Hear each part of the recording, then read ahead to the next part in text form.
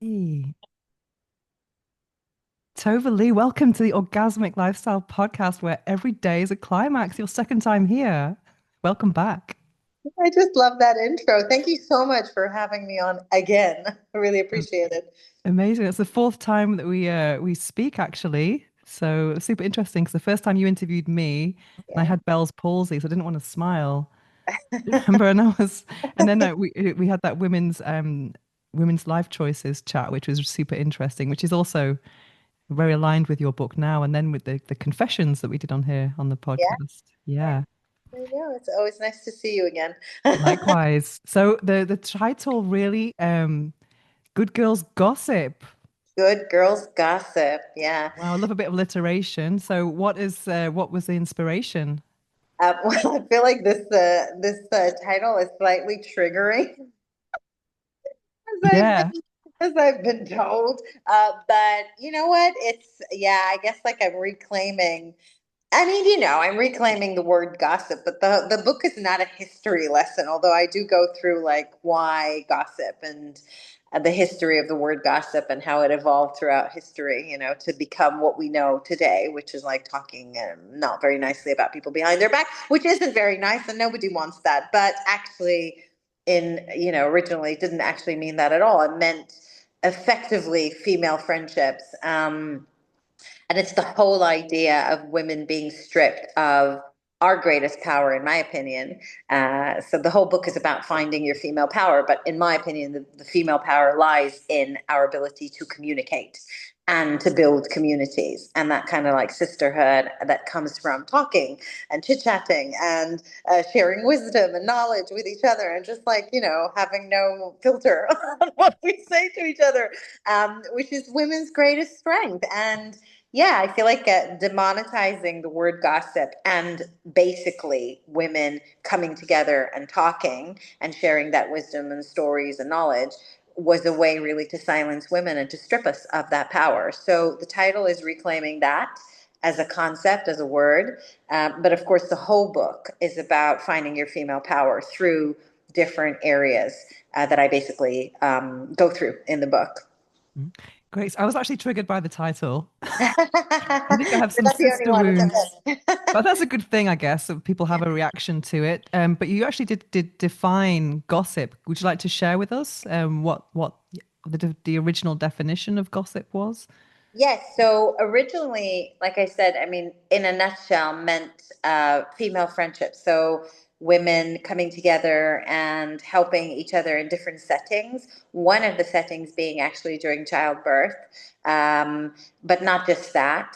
And then just throughout history, you see the kind of the word sort of changing its meaning slowly but surely when patriarchal systems were put in place and I guess, there's the whole like isolation of women. I talk a lot about it in the book. This is like the first chapter of the book is actually called Good Girls Don't Gossip. And Mm, I tell the whole history. And I felt like a slightly, because my books are very personal and the mm, whole book has a lot of stories about me, about other women that I met. And I say, let's gossip about, because the whole mm, point is that I'm telling other people's stories. But the reason being is that I don't know if you know this. There's actually a statistic, and I now forgot who did this research. I think the name is also in the book, but that only about 3% of gossip is actually malice, like is not nice. And in fact, most of the gossip isn't not nice. So you could be talking about someone else, but actually saying nice things about them. You could be talking about someone else because you're concerned about them. You could be talking about someone else because actually you're reflecting on your own life through, the lens of what's happening to them. And maybe you're even sharing stories about someone else with another friend because there's a life lesson there worth knowing. So, I sort of wanted to break that down, but to be very clear, obviously, that talking about other people behind their back and saying nasty things is not a nice thing to do, of course. But my argument is that that's not normally what happens. Um, yeah, sorry, I went off. I went No, off. not at all. I think it's really worth because I think I had to sigh of relief when I read that first chapter. Like, okay, it's not about that because I have some issues that I've been experiencing with female friendships of late. So it is a kind of a bit of a wound of my Yeah. 2025 so far, but I'll get into that. So, what inspired you to write this book now? How is Not you're not the first one to say that. So actually, I've been running female empowerment retreats in the Algarve for the past 3 years. I moved to Portugal 3 years ago, and decided to do this because I obviously have built a big online community over the last 10 years, and it's been amazing. And I've loved connecting with women from all over the world in a virtual world. But I always knew that this is limited because it's not the same as when you are in a room with other women and you get to hold their hand or hug them or sit in a circle with them. It's just different. And I do shows as well. I perform, and my favorite bit about the shows is actually the 20-minute or 30-minute after the show that I actually stay and chat to people in person. So when I moved to Portugal, it was obvious to me that I was going to create something that meant that people would be able to meet in person. And retreats has been an idea and a passion, like something I wanted to do for a while. And finally, I live in a country that has the weather for it. So I started doing female empowerment retreats, and we do lots of things, but the point is that so many women wrote to me when they applied to the retreat saying, "Oh, I really want to do this, but God, spending 5 days with women, this is going to be awful. Like, how is this going to work? I've got all this bad experience with women. Women can be catty and jealous and competitive and not very nice with each other." Trust me, so many women, like 50% of the women who applied to my retreat said that was their kind of biggest concern, not the traveling far away, not anything, just that. And I can tell you 100% hand on my heart that that has never been an issue, because I believe, and honestly I've seen it and I say it in the book, that when you put women together in a safe space where there's no men, there's no problems, there's just us, and you create that kind of environment of like, this is all about sisterhood and about us actually sharing and learning from each other. It's just something you can't even explain it in words, like how that works. And I remember after the first retreat, there was one woman specifically who was very concerned about that. And we always ask for feedback after the retreat. And her feedback was literally, "Oh my God, I walked away from the retreat loving women. I never liked women. Mm. Secretly, my best friends have always been men. I've never liked women. I've never liked spending time with women. And I've walked away from the street fucking loving women." um, so it's doable. It's doable. Like, I get it. I know Mm. it's an experience that many women have, but I think like it's time for us to break it down, like to just really fight against that. And one of the ways to do it is actually create women's circles. So this idea of having a circle of just women, where you have maybe a facilitator that knows how to kind of like run these environments and to create this kind of space where it's safe. And for it to be safe, you have to be able to communicate your boundaries, which again I talk about in the book. So like any type of group workshop, whether it's a women's circle or other workshop, the first thing you have to do is be able to talk about boundaries, so that that people know how to stand their boundaries, they know how to assert their boundaries, communicate them, because that's the only way we can feel safe, is if someone says, "Actually, this is my boundary," so you're safe, right? Mm. Because you know that the person, and also, and which by the way isn't an easy thing to do, and especially for women I think can be a bit tricky to do, and also to be able to accept someone's boundary, because a lot of the times we feel that as a rejection. I talk about that in the book as well. When somebody says no, most times it has nothing to do with us, it just has to do with their own boundary.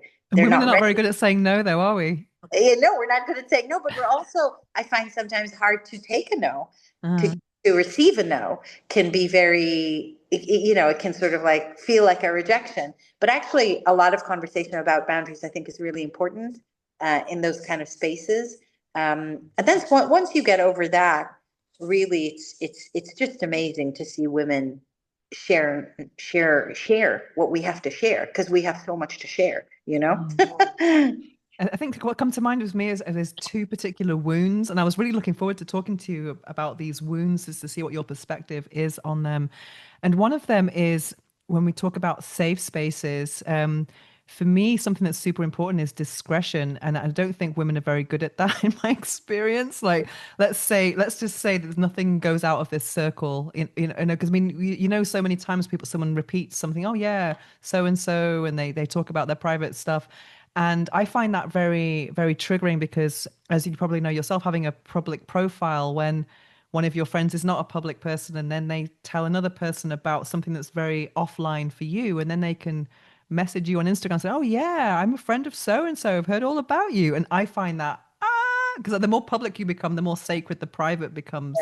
So Yeah. that even if you're not a public person, but still just that repetition of what's sacred and private, I just don't think we're very good at that sometimes. Yeah. What do you think about that? Oh, I hear you. Well, first of all, I'm like the opposite from you. I feel like my whole life is like out on the internet. I've been very vocal about a lot of very private things. I think for me, I do it probably because well, first of all, I'm an oversharer, but like not in a bad way. I also feel like in my experience in the 10 years that I've been online, every time I've shared something that has been maybe highly personal or a bit taboo, out of the box, blah, blah, blah, it's actually resonated so much with people. And there's a lot of people out there who actually feel less alone knowing that someone else is going through the same thing. And I've felt less alone. So it's given me comfort. But I hear you. And especially now, my children are a bit older now, so their friends are online. I'm a little bit more careful, a little bit, but when I say a little bit, I really do mean a tiny bit. So like a little bit more careful, just because, their friends are online, and I want to make sure that what might be out there is things that they know already and they know them from me, and we have had conversations about them, just so that there's never like oh, I heard that your mom, and they didn't know. So that's a tricky one. But yeah, of course, I think when I talk about being able to talk about other people, because I do that, but I don't mention names, so it's kind of Mm. important maybe to not mention names. Like if you Yeah, say, yeah, for sure. oh, I've got another friend that's gone through something super similar, and actually, this is what helped her, or this is what she did, but you don't have to maybe share who that person is. Mm. And I guess that's like the line you maybe need to try and not cross, because I get it. And I also think that it's funny because I told a friend recently something very private, and I said to her, I actually would really appreciate if you didn't say it to your husband, just don't, like, I don't want your husband to know. And it's a tricky request because Yeah. that it's like, she's going to tell her husband. And I'm like, and she's like, oh no. And I was like, but I really mean it. Like, just don't tell your husband, because I know what it's like. But yeah, it's one of those things. But do you think women are worse at that? I feel like men do it as well. Like, no? I think I'm not saying that all men don't gossip, but I think they have an opposite problem, which is I remember years ago when I was in Ireland and listening to a conversation about Leicester winning the league, and I was like, wow, imagine that being important. In a conversation and people talking about football to actually bond, and there's no. So I find that's the opposite, but there's that expression of, small minds talk about people and mediocre minds talk about events, and then great minds talk about ideas.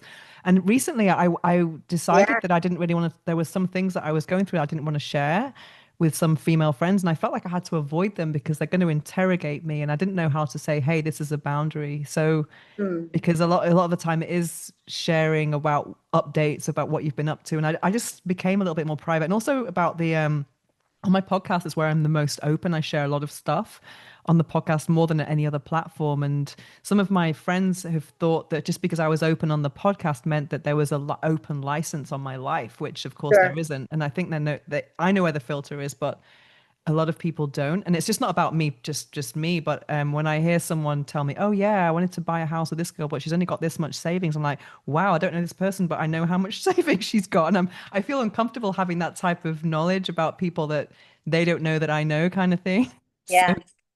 and Yeah. I find it's just I find that honesty is becoming very important to me in my core values with friends as well, like trust and honesty. And so I think those things are quite violated a lot in terms of these gossips, or not having a shared space or a safe space that's properly safe where it doesn't go beyond those walls, that kind of thing.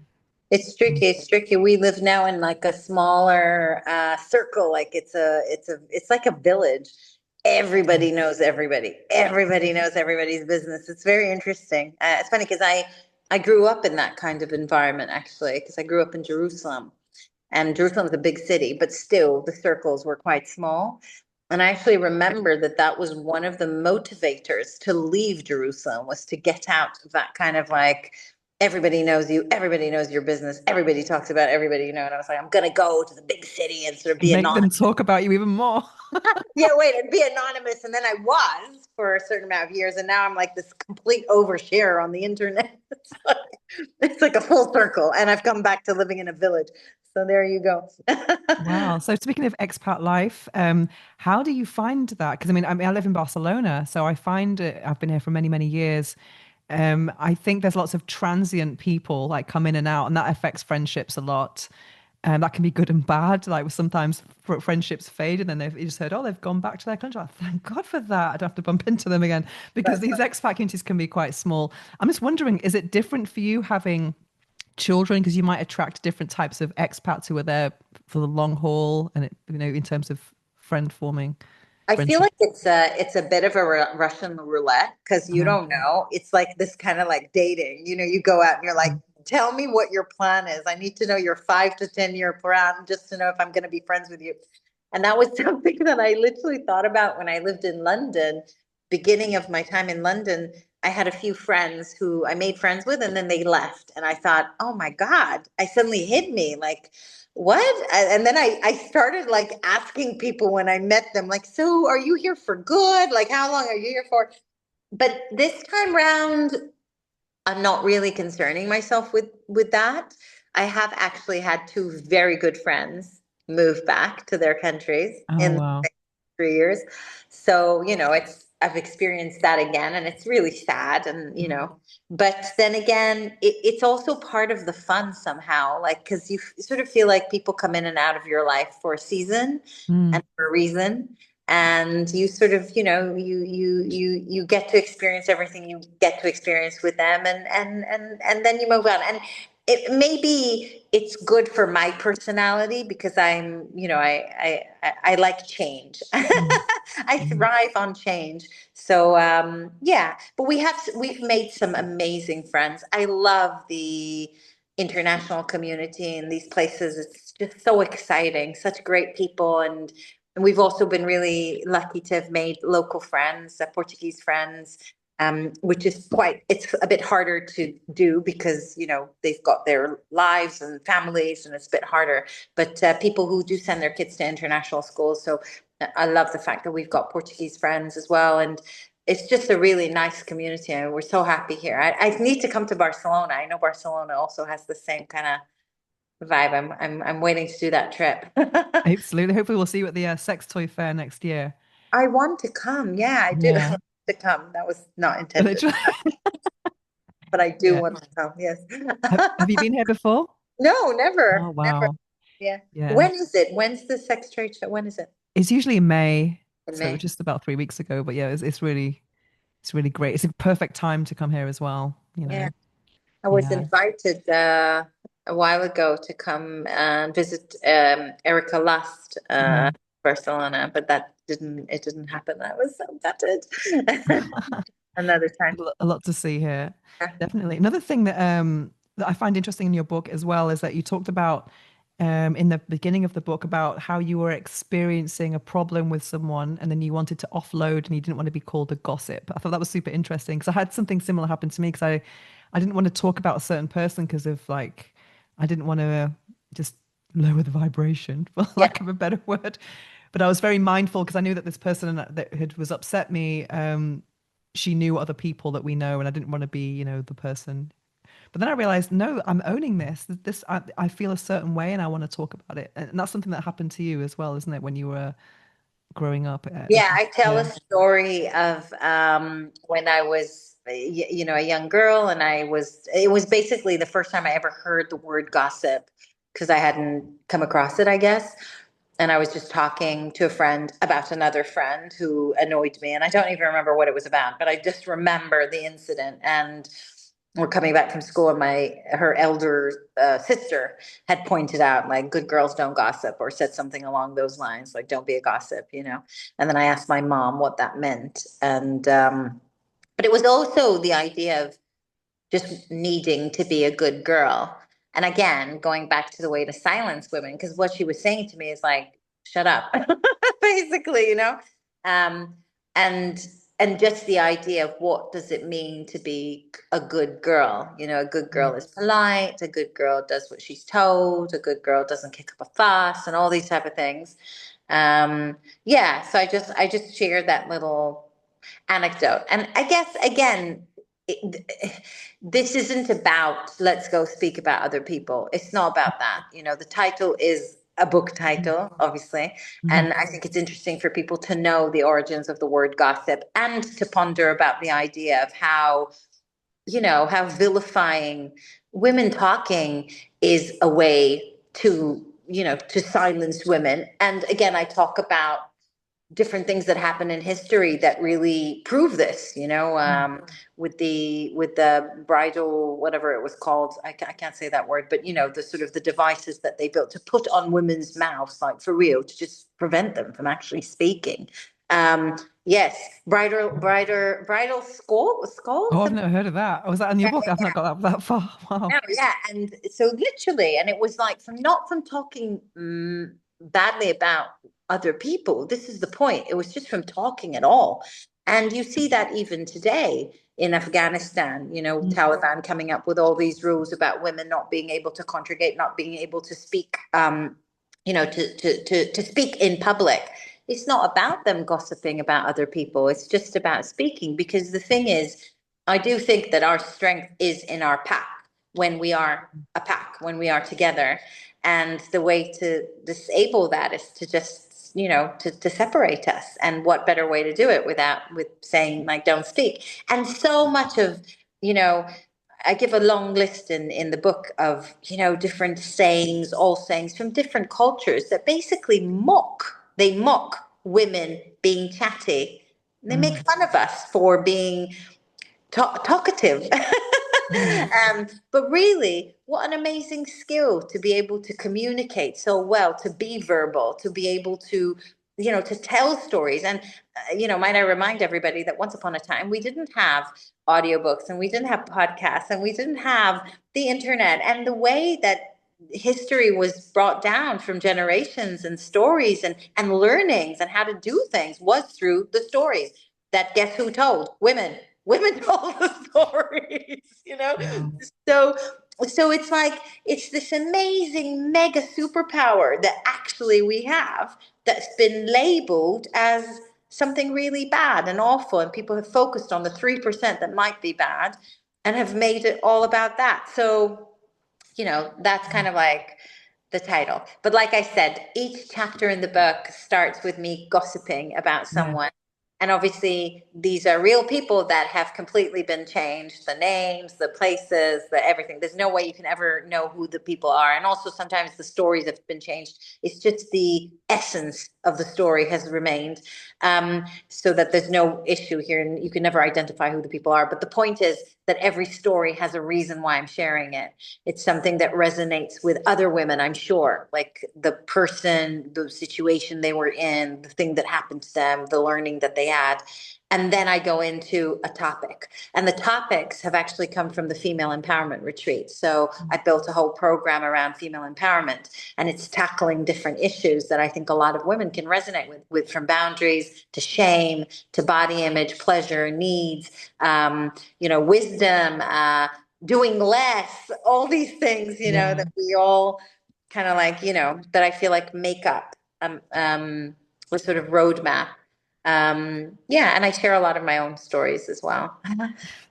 Yeah, I think something I read about the part about, people feeling guilty about booking the retreat. I can really resonate with that, even though I don't have children or I'm not married. I think that's a kind of generic women thing, just not Yeah. the lack of self-prioritization because we put ourselves last a lot of the time. Yeah. I'm always Mm. in awe by the women who actually apply and come and go through and show up at the retreat. They're so brave because, you know, actually talking about privacy, I don't really share a lot of what happens in the retreat because I really value these women's privacy. So you don't really know what we do there, and that's okay. You know, it might not be the best marketing tactic, but it is what it is. And they just show up, and I'm like, gosh, you girls are so brave, and even I run my own retreats, right? And I was thinking of doing a retreat. Like I wanted to go on a retreat here in Portugal, and it was a hard decision. It's hard. You have to take time off. You're going away from your family. You're saying this money is worth investing in me. It's a big deal. So I think that was another reason why I thought the book would be good, because the book makes the ideas more accessible to more women. It's an Mm. easier, do you know what I mean? It's a easier commitment. I mean, you still have to sit down and read the book Yeah. and prioritize that, take the time to read the book, but it's a first step, and it's less than the commitment for the retreat. Yeah. I just love retreats in general. The first time I went on a retreat was Christmas 2019. And I was thinking, who goes on a retreat at Christmas? And what kind of weirdos are going to go on a Christmas retreat? And it was actually 11 women, because these things do tend to attract more women. It wasn't Yeah. exclusively women, but it just attracted women organically. And half of them, they just recently become divorced or separated. So the first Christmas without kids. Sure. And one of them, it was 20 after 25 years. So it was a massive deal. But I find in retreats, you kind of escaping your life to face yourself. And when you meet people on retreats, their bonds are quite deep, because it's not just like, where are you from? What do you do? It's my Yeah. name is, and this is my pain. This is my trauma. It's a trauma bond in a beautiful way, because there's a lot of depth. Would you say Yeah, that's true? agreed. Mm, Agreed. And this is what I've also found in the retreats, that a lot of a lot of the times they come thinking, I'm going to learn, I'm going to, like, this is what I'm going to do, and they do. But really, it's about the bonds that they make with the other women that is the most, I think, special thing about it. And exactly for the reason you said, because mm, you meet on such a deeper level. It's really not about what you do and blah, blah, where do you live and all that. It's not like that at all. You immediately just see the absolute core of the person, and it's and the vulnerability and all of that. It's amazing. mm. Yeah. And one of my pain points about female friendships. I don't know if you cover. I'm about onto page 160, so I'm not sure if you've covered this in your books. I've not finished it, but something about girl code. Yeah. I mean, I think this is something that I find is a pain point for me for many reasons. Like the lack of trust Yeah. with among women sometimes, because it's very kind of fast connection, then burnout. That's the kind of thing I've experienced a lot of the time, because there is that intermediate, let's talk about each other's life stories, each other's pain points and all of that, and there's a big bond that's formed.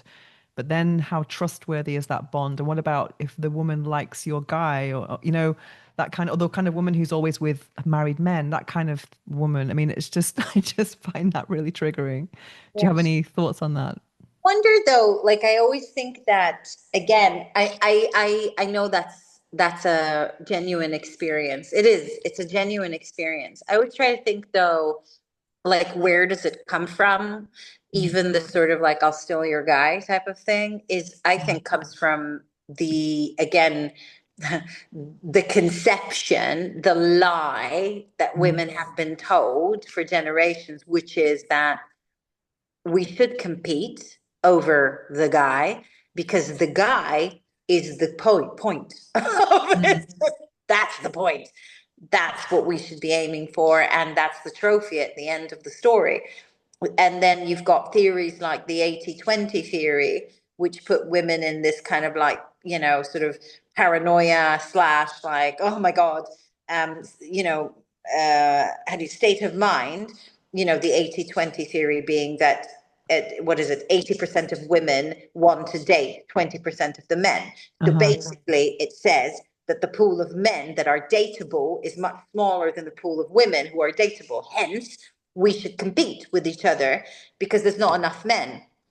And that has been shoved down women's throats for generations. I don't even know when that theory actually came to life, but it's been a long time, because I remember that from when I was young.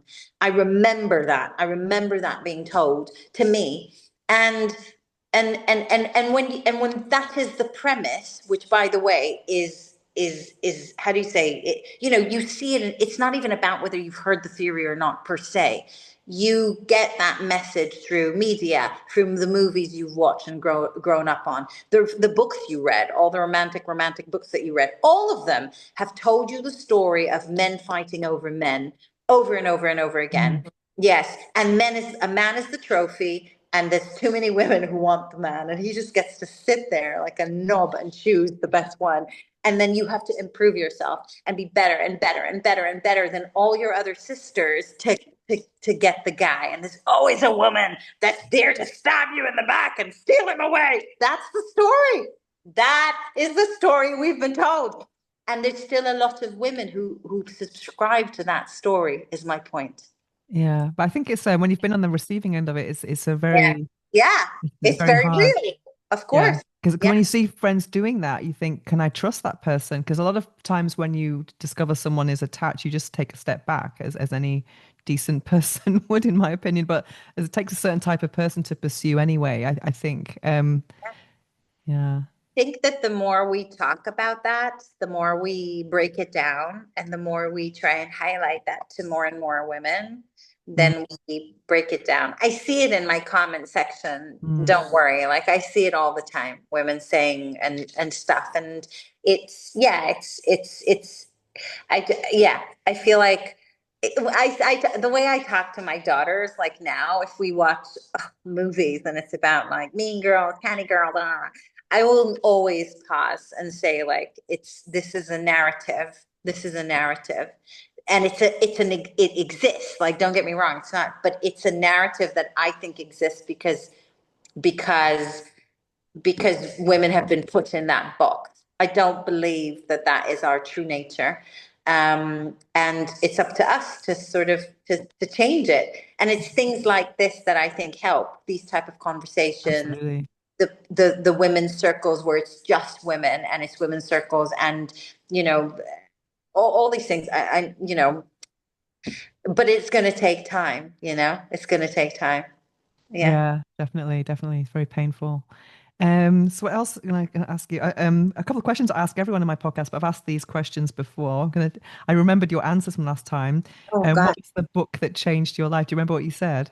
Was it was it maybe Women Who Run with Wolves? Yeah, and I actually bought it, and I'm kind of halfway through because someone else, Keanu Reeves, or Keanu Reeves, she's a sex educator from the US. She's very inspirational, but she also said the same book, and I was like, okay, two people say it. I need to get this book. Did you read it? I'm halfway through, but I think it's amazing in terms of just feminine energy and wild women. I think it's fantastic. I think the book, like, it's funny because I've read it now twice. I might Mm. read it again.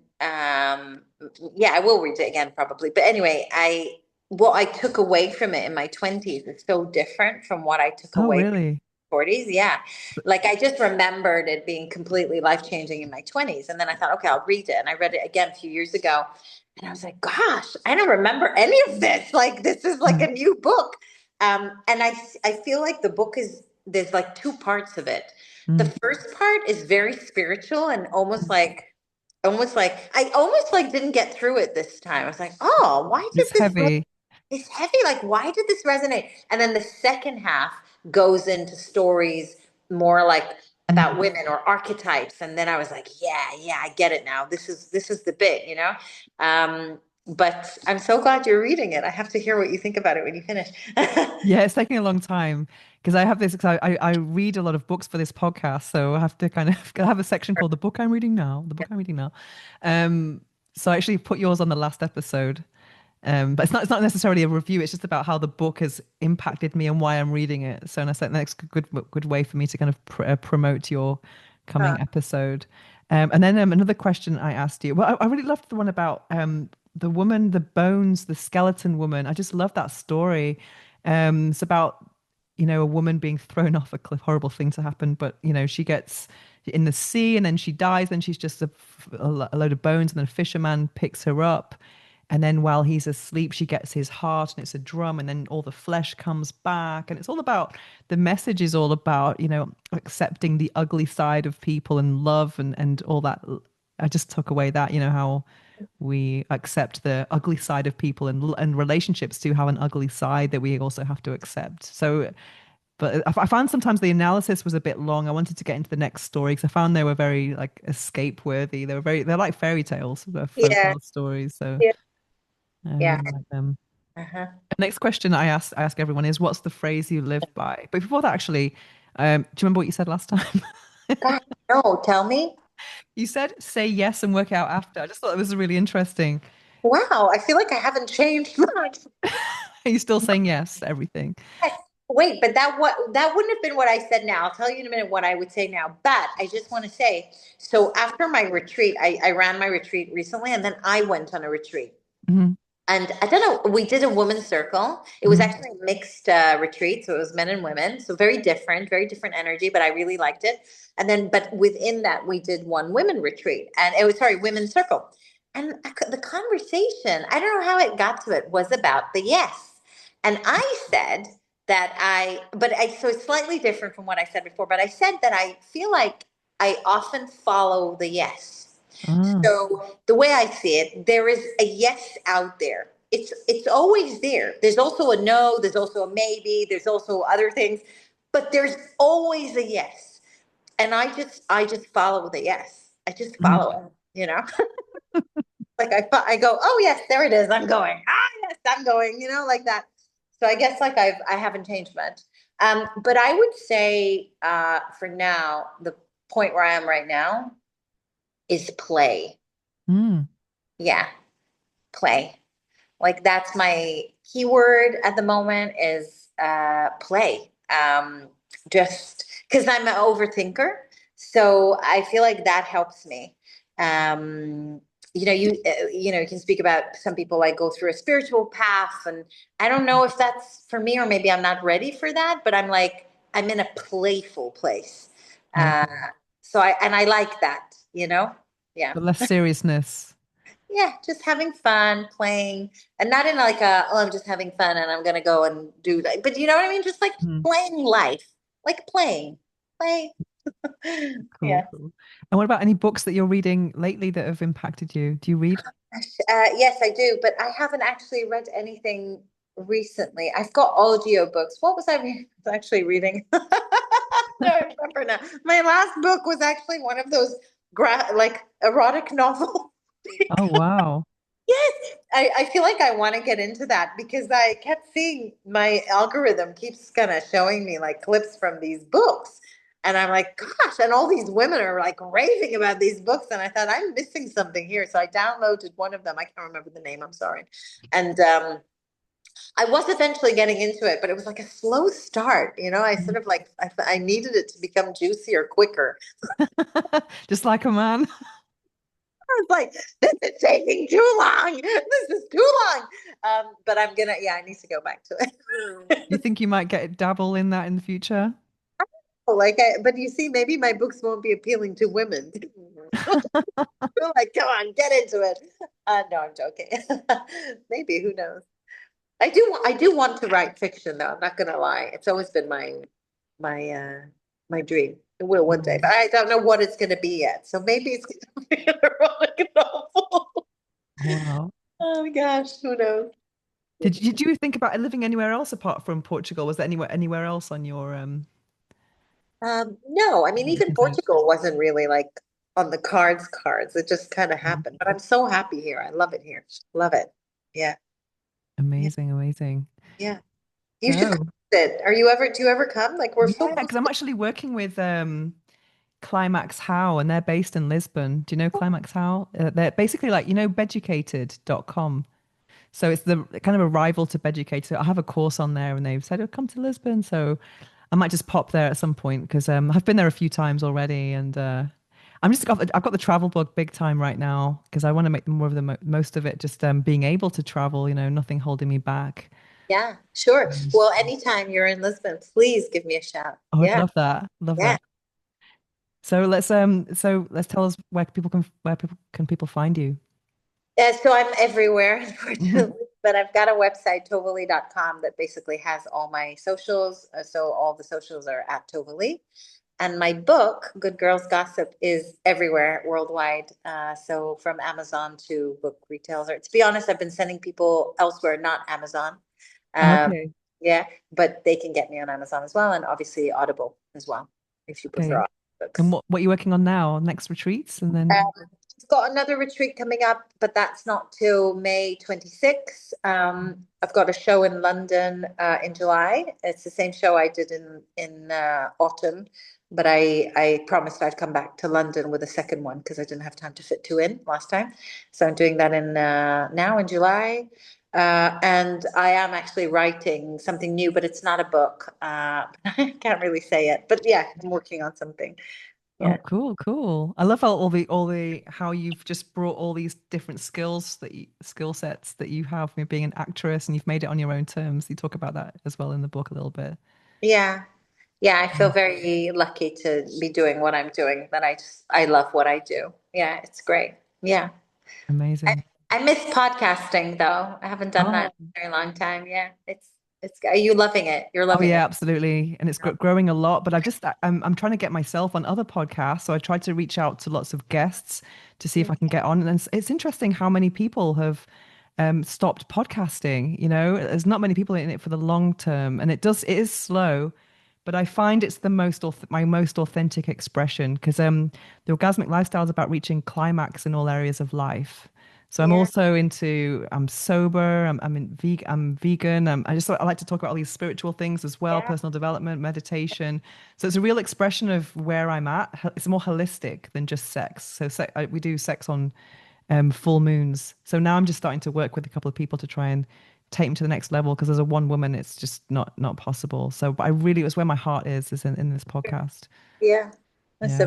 amazing. Yeah. No, but I think there was a point where podcasts were just like everybody was having a podcast and maybe it was like saturated, but maybe now it's kind of calming down and there's more people that are doing it like long term, which is fantastic. Yeah, I really enjoyed it when I was doing it, but then, yeah, we stopped and we just never went back. I don't know why. I just stopped. Yeah. Because maybe you can do one now with the expat life as well. There's a lot to share there. Maybe that's a new direction. Yeah, maybe. Who knows? Cool. Well, thank you so much for joining us today on the orgasmic lifestyle. It's been orgasmic. Thank you for having me on again. Thank you.